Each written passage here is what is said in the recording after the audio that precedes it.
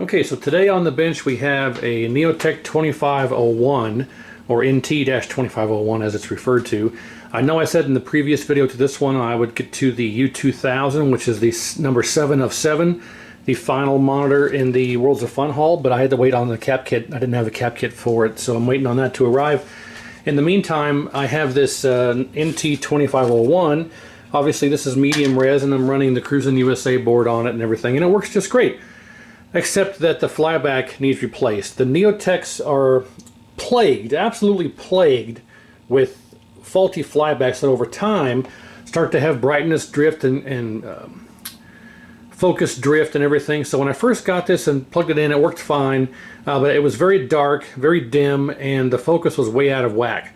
So I got the focus adjusted, I got the brightness contrast and screen pot, everything adjusted perfectly, and let it do a burn-in. After about 5 minutes, it began getting brighter and brighter, and then the raster lines appeared, and so I turned the screen pot down, adjusted the flyback a bit, the focus a bit, because it got out of focus again. So I got it back in focus, back to the proper setting for the screen pot, and then I let it sit for longer, and it got brighter and brighter, and raster lines came back, and nope, flyback was no good. So even though it's operational and running, the flyback needs replaced because it's drifting, which is the most common cause of problems, or most common failure, I should say, on these Neotec chassis, the 2500, 2501, 2515C, 2700, 2701, the whole series of Neotecs like this. The flyback, over time, drifting brightness and focus is the most common issue with these. So that's what's happening with this one. I've already reflowed it, I've already put the cap kit on it, I've already done the full rebuild minus the flyback, because the flybacks are not available for these. They're in the same boat as the K7400, 7500. They're on the same boat, they're on the same shipping container on the same pier in China that is sitting there and not on its way. So these are being plagued with the same problem of the 74-7500. So I can't get a flyback. This is the, I think it's MCRFT-256, if I recall. It's been a while since I've looked it up. But this uses the -216. This is a 2515C. Now I'm going to take this off of the tube here shortly so we can do some contrasting and comparing. But you can obviously see this is a medium res version. This is the 2501, and this is a 2515C. Now the 2515C is standard res only, and this is medium res only, and the differences here are zero. Other than the small few components that make this medium res, the PCB is the same part number, the same revision number, the exact same layout. The flyback has the exact same footprint. They are 99.999% identical in every way, shape, and form, except there's a couple of differences around the yoke connections here on the 2501, because there's different components that make it medium res. But the neck board, the main board, everything is identical, 99.999% the same. So I'm going to do some experimentation here. Because the -256 flyback for the 2501 is not available, I'm going to try and slave in a flyback from the 2515C.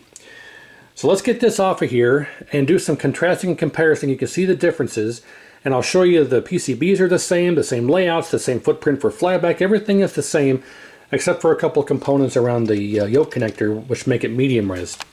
And I just so happen to have, a brand new -216 flyback, MRCFT-216. And I believe this one's supposed to use a -256. But because it's the same exact PCB with the same board number, revision number, same footprint of flyback, everything being identical across the board, I'm fairly certain that this might work. So just purely for scientific research, I am going to put the -216 on the 2501, which is supposed to use a -256, and we'll see if anything blows up. But first, let's get this off of the actual monitor here and do some contrasting and comparison, and I'll show you exactly how the same they are. So one moment. Well, it's going to be hard to get both these in frame at the same time, and this 2515C has been picked clean on some various components and parts from over the years. It's just a parts chassis, obviously, but they're the same. We have the 2515C is, let's get the board part number here. It says PCB 002 Bravo. And if we look at the 2501, PCB 002 Bravo. And if we look at the Flyback, let's see if we can get them both in frame here. If we look at the Flyback footprint for the 2501 and the 2515C, I don't know if we'll be able to do this here. Not really. Not with, maybe.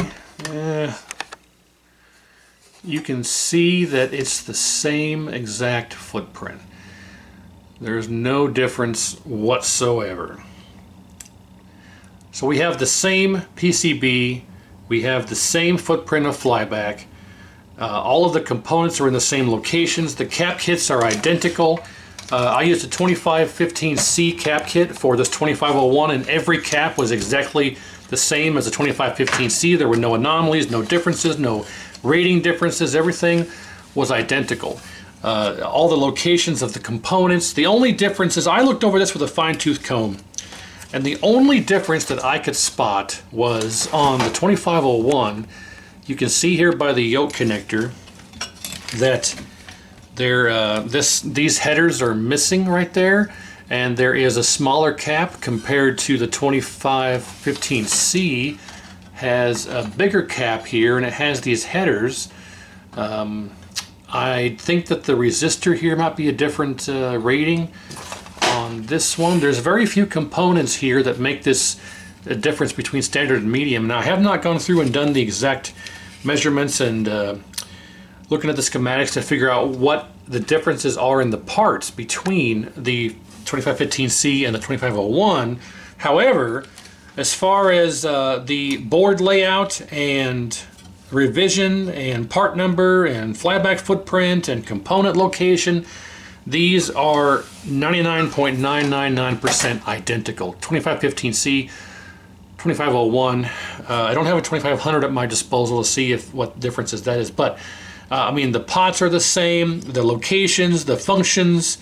There's absolutely no difference that I can see visually, other than these little components around the yoke connector. So that being said, again, that's why this is labeled as the amateur channel. I do not claim to be a professional. I do not claim to have some type of degree or engineering knowledge. All I'm going to do here is, for the sake of testing and scientific research, we are going to install a -216 Flyback that is specifically meant for the 2515C into a 2501 and see if it works, because the -256 that is required for the 2501 is not available, and it's supposed to be here in a couple of months possibly, but there's no guarantee of that. So because this is a parts chassis and I don't need this Flyback for it, I am going to install it in here and we'll cross our fingers and see if it works. So let's get the desoldering station up and running. But as you can see, everything's already been rebuilt here, all new caps. It's gotten the full reflow, full inspection, everything. So we're going to start by removing the solder on the Flyback, and we're going to get this Flyback out of here. We're going to set that aside for now.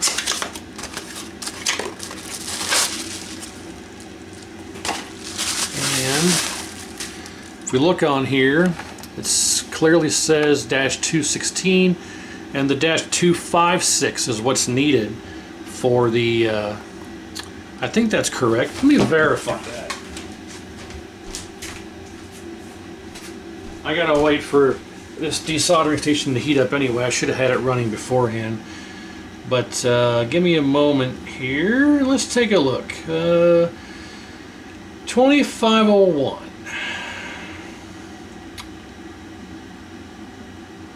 .252, I'm sorry, it's a 252. If we look here, let's look on Peter's website here. -252, this is meant, see, out of stock. It's perpetually out of stock. If we look here, it's meant for right there, 2501. So this whole series, 2700, 2701, 02, 27E, 05, or 501, 25E. So yeah, and the 216 is meant for the 2515C. But like I said, because the chassis are, for all intents and purposes, identical, we're going to try it. There may be some other kind of extra voltage. I am too lazy to do the research. I'd like to just swap this in and turn it on and see what happens, just for because it'd make a good video to see what happens. If it explodes and blows up, I can always fix it again. But well, within reason, as long as something doesn't explode and catch fire and damage it beyond repair. But for something that gets damaged, I can fix it. It's not going to be a big deal. It might even make a good separate video fixing my mess up.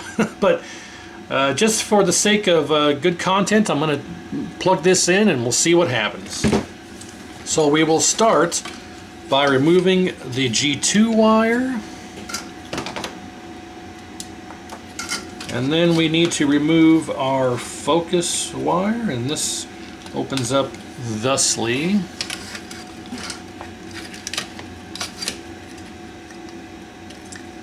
Alright. And we need to cut some of these zip ties.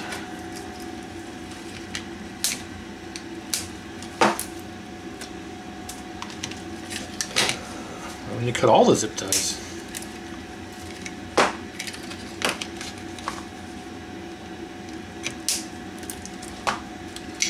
Alright, G2 and focus wire are free, and someone's already cracked and broken the screw that holds it in, so it shouldn't be a big deal to get this puppy out of here.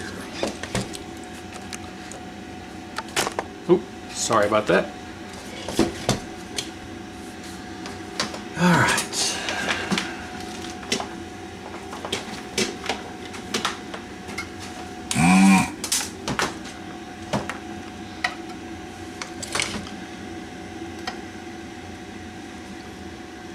Actually, oh, pardon me. Gotta get my fan going.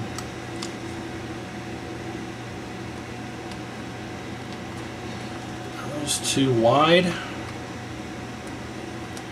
Those are too wide for the tip of my desoldering gun here, so we'll have to get those the old-fashioned way.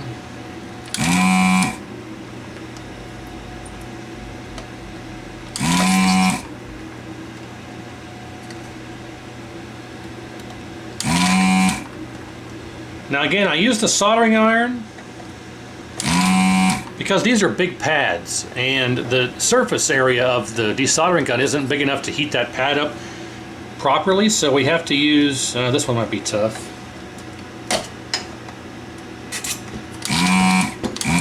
Oh, we got it. I have to use the iron to get the pad hot, then we just use the desoldering gun to suck all the solder away, and it works like a champ.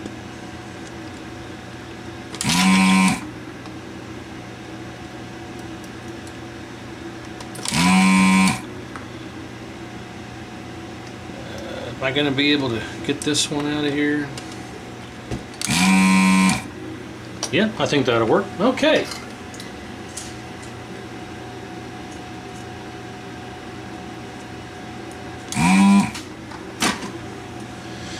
Now we can probably we're going to have to bend these ones that are bent up out of the way there. Now we're going to have to see if we can angle this out of here. There's one. There's two. Is it free? Almost. Nearly. There we go. And she's out. So let's set that aside and let's clean up these two here. Actually, you know what? Now that we have the leg out, we can use our desoldering gun. If you don't have a desoldering station, you got to get one. They make everything so much easier. Learning how to clean them out is a bit of a learning curve, but they're a lot quicker and easier than using the braid. They don't get flux all over everything, and it's nice and clean and easy. So, okay, now we have our old Flyback out, and this is going to go, assuming this works, it's going to go in the trash, but I'm going to set it aside just for now in case it doesn't work. You know, in theory, I should probably use the Flyback from my parts chassis. In case something happens, I don't destroy this $40, $50 Flyback, but I think we'll be okay. So, alright, let's get this puppy in here. And these new Flybacks come with the screen pot turned all the way down, so just for a preemptive adjustment here, I'm just going to turn it up slightly. Okay, right there. And while we have this out, I'm going to see if I can clean up some of this dirt that's in here.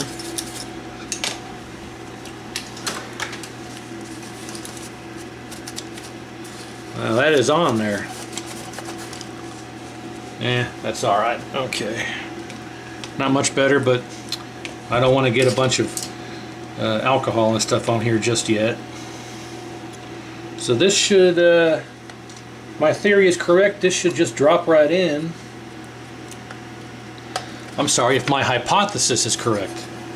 I meant to say a hypothesis is a proven theory. So a lot of people say the word theory. I have a theory about something. No, you have a hypothesis about something. Once your hypothesis is proven, then it becomes a theory.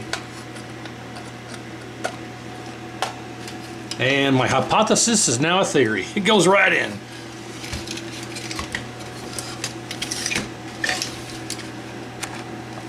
Oh, you bastard. It goes right in and right out.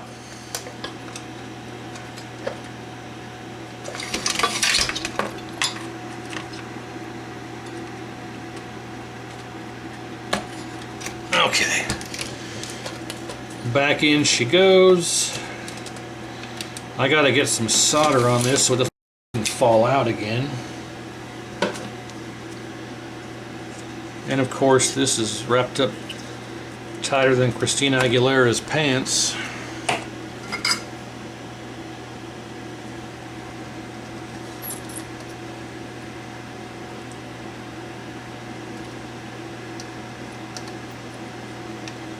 Okay.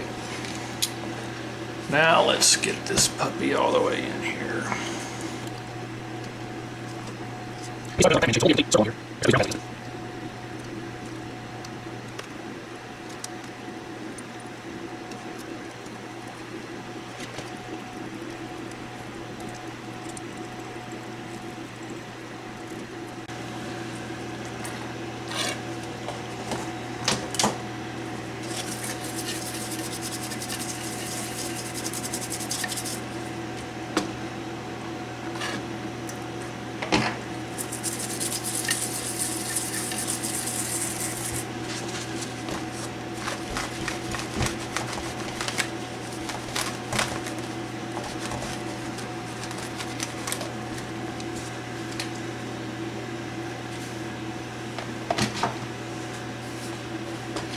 Alright, so we got it all cleaned up, all soldered in, everything looks good, nice joints, and we're flux free and everything is ready. So let's get our focus wire installed. As always, the thicker wire is the focus wire and the thinner wire is the G2 wire. You know, on the old one we had a white wire and a red wire, but on this one they're both red. So if that's the case, your thick wire is always the focus, and that looks good. And your thinner wire is always your G2 wire.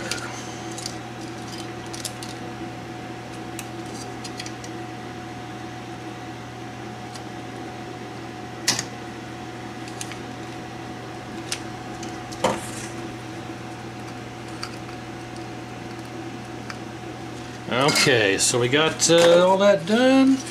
Need to hook this back up. Somehow that came out. There we go. Okie dokie. Well, that's it. We got all soldered in. We got G2 in focus. Everything's hooked up. Well, now let's get it on a tube and see if it works. Alright, so let's cut away here. I'm going to come back and we'll fire it up and hopefully nothing explodes. Hopefully it works. It may not. In all likelihood, it very well may not, but for scientific research and purposes, I hope it does. Let's see. Alright, all hooked back up. We are secure with one screw. I don't have the rest of them in case this has to come out again. Just put the one screw to hold it in, but we got our anode, neck, yoke, ground, remote, power hooked up, but no video because I don't want to, if something does go wrong catastrophically, I don't want to send a signal voltage through the video signal and destroy my board. So yeah, first let's just turn it on, see if it even turns on, nothing explodes. If it does, then we'll turn it back off, hook up a video signal and see if it works. So here we go, fingers crossed. 1, 2, 3. It turned on. We got high voltage, I can hear it. Do we have raster? Hang on. I got the tripod set up just in case it does work. We can set this on the tripod and take a look here, but let's turn up the flyback. Look at that! It works! Can you believe it? Let's turn it back down till the, you know what? Brightness all the way down. There we go. Contrast all the way down. Here's how you set these. Brightness all the way down. Contrast all the way down. We still have raster. So we turn the screen down till the raster line's just barely, well, if I'd focus here, oh, I made a note here, sorry. Yeah, good, but flyback drifts, none available. Set good when warmed up. But okay, so we turn this down till the raster lines just go away. That's where you keep the flyback. It should not change from that setting. Then you supplement with your brightness and your contrast as such. Alright, perfect. So let's turn this back off real quick, hook up a video signal, and see what happens. Let's turn this off. And, oh, I have to move my video sync wire. No, I think I still have it hooked up right. Hang on one second. Oops, sorry about that. I had to do a little jump cut there because I had to use two hands to get this hooked up properly. Instead of setting the camera down, pointing you off into nowhere land, I just did a little jump cut. So now that video is hooked back up, so let's try it again. 1, 2, 3. Alright, comes right to life. Imagine that. And oh, we have a picture. It even works. Awesome. Let's see if we can adjust our focus while this screen is up here. It's hard to see through the camera there, but our brightness is down. We know that our screen pot is set exactly where it needs to be. So let's turn up our brightness until the background gets bright. There we go. Then we want to turn it down until it gets dark, right about there. And then we supplement with contrast a bit. Ah, that looks glorious. Right about there. Nice. Look at that. Amazing. We need to set our vertical position, which will be right about there. Vertical size. Hey, width is a bit off, but we need to check B+ again here. Let's see if we can set our camera up.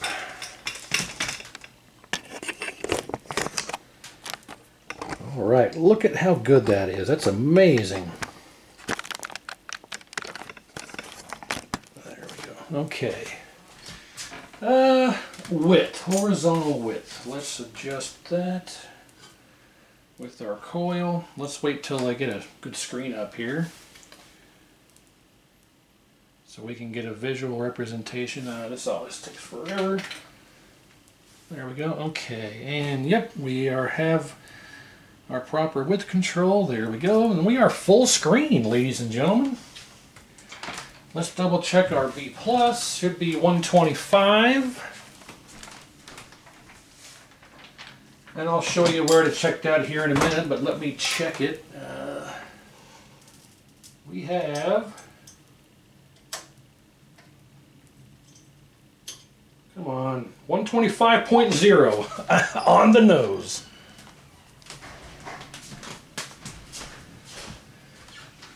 All right.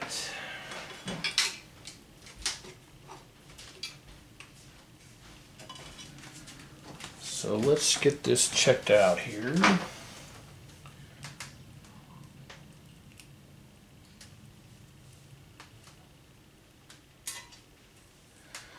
All right, there's our ground. And I gotta get this hooked up onto here.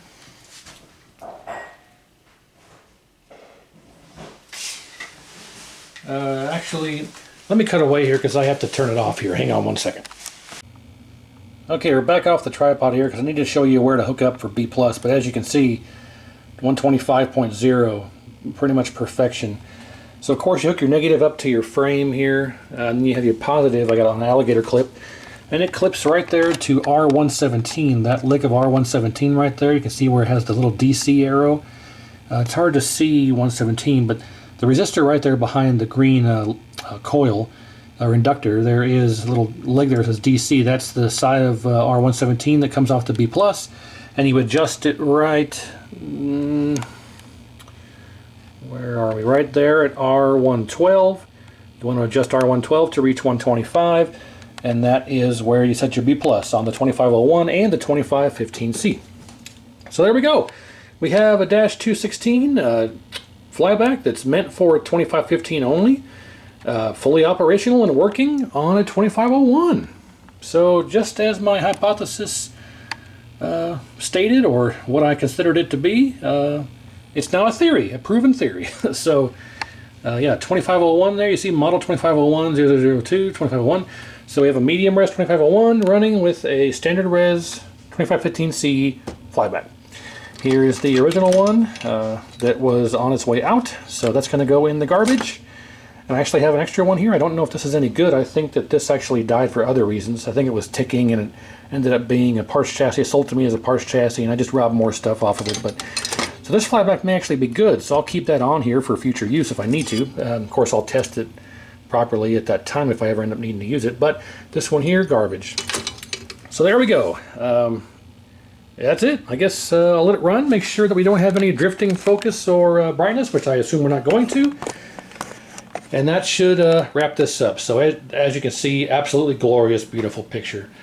So NT-2501, fully rebuilt, working with a non-compatible Flyback that now we see from video evidence that is completely compatible.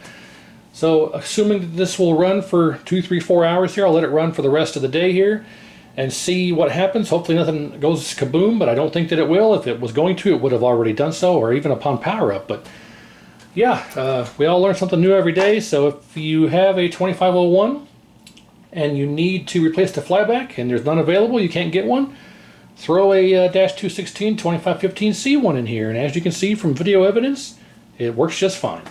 So thanks for watching. Stay tuned for more. Lots on the way, like I always say, and I appreciate it. Like, share, and subscribe, and we'll see you next time.